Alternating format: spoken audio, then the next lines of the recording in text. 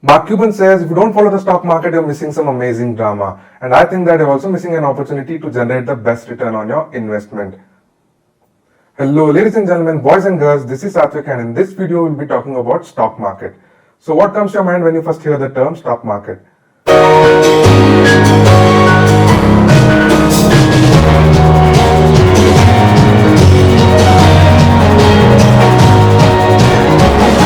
This is what comes to your mind, right? Some people look at it as gambling, some people think it is an easy and a quick way to make a buck, and a very small percentage of people actually see it as an investment opportunity. And there's you who already knows a thing or two but is procrastinating on getting started. And that is exactly why I'm here, to bust all the myths and get you started.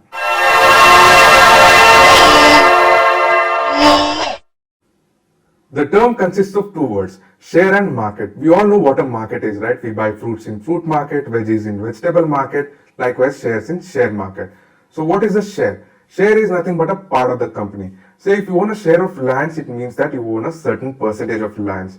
So guys, when a company begins, it usually is broken down into shares to generate an investment for the growth of the company or to raise a huge sum of money by going public. That is the IPO, initial public offering. To understand this a bit better, we should go ahead and see how a company goes from a startup to IPO. We'll assume that you got a great business idea and you need a capital of around 1 crore to get started. And we'll also assume that you have managed to accumulate around 70 lakhs and you need another 30 to get started. And you decide to pitch the idea to your friends. We'll also assume that two of your friends decides to invest in your business. They are impressed with your business idea and they want to invest in your business. What I want you to understand here is you're not borrowing the money from them, guys. That is, it is not a loan that you have to pay back. And these investors are known as the angel investors of the company, guys. And angel investors are those investors who invest in the early stage of the business. And this capital is known as the seed fund. And seed fund does not sit in your personal bank account, it sits in the company's bank account. And when it hits the company's bank account, it is known as the share capital. Let's look at how shares are allotted in a company. Now the valuation of your company is 1 crore, guys. What is valuation? Valuation is nothing but how much your company is worth. It can be calculated by asset valuation. Now we'll assume that each share of your company is priced at around 10 rupees. And the valuation of your company is 1 crore. So 1 crore divided by 10 is 10 lakhs. 10 lakh shares are the total number of shares of your company. Now we'll assume that you decide to keep around 40% of the total shares of the company. That is 4 lakh shares. And you decide to give 5% to each of your angel investors. That is 2 of your friends. You decide to give them 5% each. Now these 50% shares are known as the allotted shares of the company and the other 50% shares are known as the unallotted shares of the company.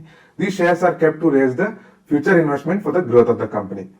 2 years later, you're doing great with your business and now the company's valuation has gone up to 10 crores. What I want you to understand here is valuation is not just a simple calculation, guys. It takes into account many other aspects. Meaning you don't actually have 10 crores in your company's bank account. Now that the valuation has gone up and you're doing great number of sales, now you're looking to expand your business. Expand in the sense it can be ranging anything from getting new machinery into your factory or say you want to spend some money on digital marketing. So to expand your business, you need some capital. So you decide to approach the venture capitalists and banks. Who are the venture capitalists? Venture capitalists are those people who invest in startups, who mostly invest in startups. Now we will assume that a venture capitalist and a bank decide to invest 50 lakhs in your company in exchange of 5% of your company. Few more years later, you continue to do exceptionally well with your business and now the valuation of your company has gone up to 50 crores. And capex requirements are also higher. What do you mean by capex? Capex is nothing but how much a company spends on expansion. Now that the capex requirements are higher, you decide to approach the hedge funds and private equity firms. What are private equity firms? Private equity firms invest HNI's money in startups. Who are the HNIs? HNIs are the high net worth individuals, guys. So in layman terms, these are the rich people. And what are hedge funds? Hedge funds are the pooled investment funds of private investors. And this money is managed usually by a professional fund managers and they mostly invest in liquid assets, guys, like stocks. So now to expand your business, you decide to give away 5% of your company to the private equity firms in exchange of 2.5 crores and you decide to give away another 5% of your company to hedge funds in exchange of 2.5 crores. A couple of years go by and you continue to do phenomenally well with your business with great popularity and sales. So now comes the big decision to apply for IPO or not. IPO is the initial public offering, guys, where the general public can invest in your company and your share gets listed on the exchange.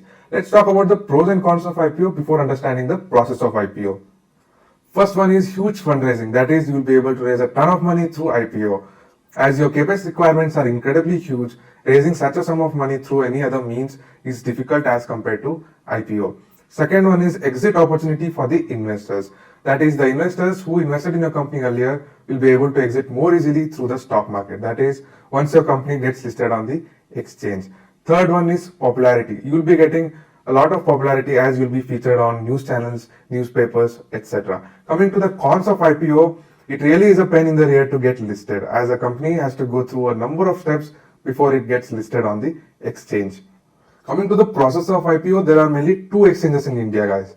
BSE, Bombay Stock Exchange, headquartered in Mumbai, established in 1875 and has over 5,400 companies listed with a market cap upwards of $3.5 trillion.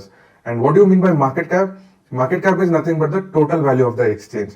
And the second one is NSE, National Stock Exchange, headquartered in Delhi, established in 1992 and has over 2,000 companies listed with a market cap upwards of $3.4 trillion, making it one of the biggest exchanges in the world. To file for the IPO, the company has to apply to SEBI, the Securities and Exchange Board of India, which basically is the governing body of the stock market, guys. The company has to give certain details like why the company plans to go public, etc.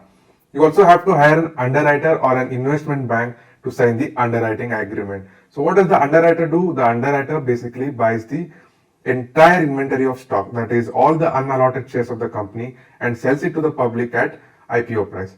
The underwriter also helps the company prepare for the IPO. Say for example, the amount of money to be raised, IPO price band. I'll come to the IPO price band later. And roadshows. Roadshows is advertising to institutional investors, guys. So who are the institutional investors? There are mainly two types of investors in the stock market: retail investors and institutional investors. Retail investors are investors like you and me, the general public. Institutional investors, also known as the smart money, invest the money pool. For example, hedge funds and mutual funds. They invest the money on behalf of clients. Since it's a money pool, they have a huge capital. The underwriter also helps in preparing the RHP, Red Herring Prospectus, which has to be submitted to SEBI, the Securities and Exchange Board of India, governing body of the stock market, as we discussed. So the RHP contains the amount of capital raised, number of shares being allotted, company's finances, forecast and predictions, and utilization of funds. The SEBI then verifies the application, and if it is accepted, the company can announce a date for its IPO. After the application is approved, a price range of 20% is announced. Say for example 10 to 12. The investors can choose a price in between the price bracket and also choose the number of lots and place their bids. This basically is the price band that I was talking about, guys. I'll make a separate video on how to apply for the IPO as a retail investor. So after the completion of the bidding process, the company determines the cutoff price, which is the final price, that is at which the stock will start trading. And the company has to be fully subscribed for the stock to start trading on the exchange. Coming back to the hypothetical example, now we'll assume that the company's valuation has gone up to a whopping 200 crores, of which 70% of the total shares are allotted. You hold 40%, 10% is held by the two of your angel investors, 5% is held by the venture capitalists, 5% is held by NBFCs, 5% is held by the private equity firms, and the other 5% is held by the hedge funds. So a total of 30% is unallotted. 30% or 3 lakh shares on a valuation of 200 crores will be equal to 2000 per share and 60 crores. For your company to start trading on the exchange, all the 3 lakh shares has to be subscribed. If not, then the IPO is said to be undersubscribed. And if there are more than 3 lakh bids, then the IPO is said to be oversubscribed. In that case, it will be first come, first serve. So as a retail investor, to participate in the stock market, that is to buy and sell, you can't directly connect to the exchange. There exists a broker to carry out the transaction smoothly. A broker helps you connect to the exchange and also provides many features that make the process of buying and selling more easier. I'll be making a separate video on how to choose a broker and how to open your Demat account and get started with the stock market. The whole concept of the stock market is the idea of using money to make more money. Let's discuss the returns Nifty and Sensex have given us in the past 5 years. Nifty and Sensex are the indices of the stock market, representing how the market is doing as a whole. The indices basically represent how the major companies of the particular sectors are doing. Nifty covers 24 sectors like oil and gas, IT, banking, etc. and Sensex covers 13 sectors. The Nifty 50 consists of these 50 stocks and the Sensex consists of these 30 stocks. Now let's look at the return the Nifty and Sensex have given us in the past 5 years. If you look at Nifty, 4th December 2017, which is exactly 5 years ago, the price was around 10,100. And if you look at the price now, the price is at 18,696.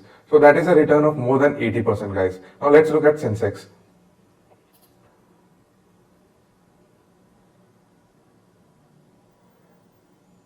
December 2017, the price of Sensex was around 32,700. Now the price of Sensex is around 62,860. So that is also a return of more than 90%. So now tell me which investment gives such high returns. And also remember, guys, this is index investing. And index investing is considered as one of the safest ways to invest in the stock market. And just imagine the returns you will be able to generate if you are willing to take a bit more risk. Let's look at stocks now. If you would have invested in MRF in 2009 at around 1,500, now it would be worth 94,554 rupees. So that's a whopping return of 5,700% in 13 years. So your 10,000 would be worth 5,70,000 now. Let's look at 3M. If you would have invested in 3M around the same time in 2009, now it would be worth 23,149. So that again is a return of 2,400% in 13 years. So your 10,000 would be worth 2,40,000. Let's look at everyone's favorite, Reliance Industries. If you would have gone in at around 550 in 2017, now your investment would be worth 2,722 rupees. So that is again an excellent return of 400% in just 5 years. So your 10,000 would be worth 40,000 rupees, and if you would have invested 1 lakh, it would be worth 4 lakhs today.